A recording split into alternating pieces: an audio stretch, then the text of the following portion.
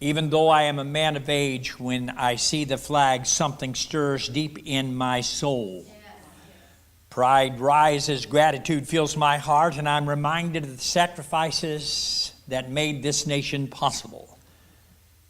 I salute her because she still calls America back to courage, faith, honor, and the sacred responsibility of remaining one nation under God. Amen. May I tell you a story when bravery is honored by a foe. To begin my message this morning, in a rifle pit on the brow of a hill near Fredericksburg, where a number of soldiers who had exhausted their ammunition in the vain attempt to check the advancing column of Hooker's finely equipped and disciplined army which was crossing the river. And to the relief of these few came the brigade in double quick time, but no sooner were the soldiers entrenched than the firing on the opposite side of the river became terrific. A heavy mist obscured the scene, and the Federal soldiers poured a merciless fire into the trenches. And soon many of the Confederates fell, and the agonized cry of the wounded who lay there calling for water smote the hearts of their helpless comrades. Water, water. There was none to give. The canteens were empty. Boys, explained Nathan Cunningham, a lad of 18, the color bearer of his regiment, I can't stand this anymore. They want water, and water they must have. So let me have a few canteens, and I'll go for some. And carefully laying the colors which he had borne on many a field in a trench, he seized some canteens, and leaping into the mist was soon out of sight. And shortly after this, firing ceased for a while, and order came for the men to fall back to the main line. As the Confederates were retreating, they met Nathan Cunningham, his canteens full of water, hurrying to relieve the thirst of the wounded men in the trenches. And he glanced over the passing column and saw that the faded flag which he had carried so long was not there. The men, in their haste to obey orders, had forgotten or overlooked the colors.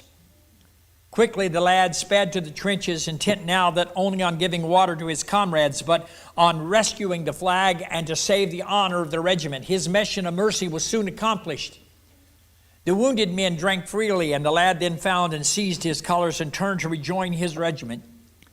Scarcely had he gone 3 paces when a company of Federal soldiers appeared ascending on the hill. Halt, halt, and surrender, came the stern command, and 100 rifles were leveled at the boy's breast. Never while I hold the colors, was his firm reply. The morning sun piercing with a lurid glare, the dense mist showed the lad proudly standing with his head thrown back and his flag grasped in his hand, while his unprotected breast was exposed to the fire of his foe. There was a moment's pause. Then the Federal officer gave his command. Back with your pieces, men. Don't shoot that brave boy.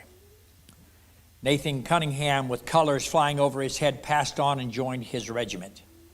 His comrades in arms still tell with pride of his brave deed and the generous act of a foe. What are we to do with such courage? We cannot merely admire it from a distance. We must let it search our own hearts. For if a boy could risk his life to carry water to the wounded and protect the honor entrusted to him, then surely we must ask whether we are still willing to carry that responsibility that has been handed down to us. Blessed is the nation whose God is the Lord. This blessing is not something to be treated lightly. It is a mercy to be cherished, a trust to be guarded, and a call to return our hearts to the Lord. Amen.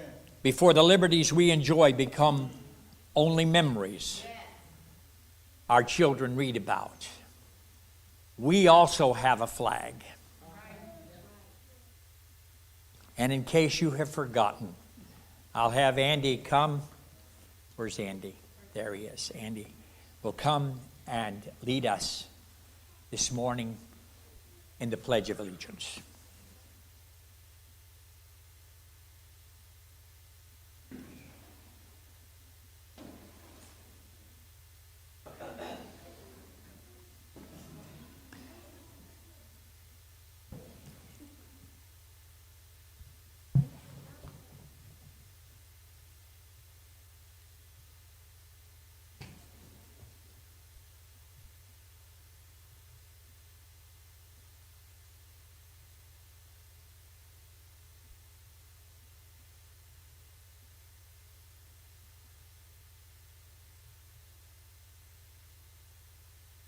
I pledge allegiance